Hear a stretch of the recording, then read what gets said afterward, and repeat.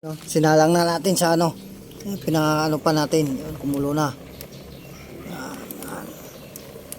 Lagyan natin ng tubig yan. Kakulo na yan sa kamyas.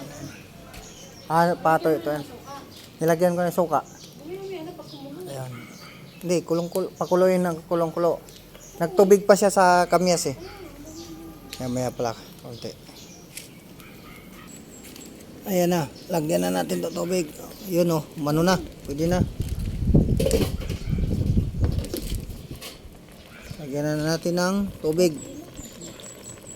Para ano, ang dami ng tubig oh.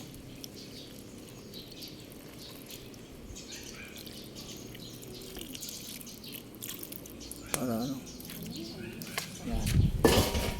Takpan natin hanggang umano yung ano na yan. Yan.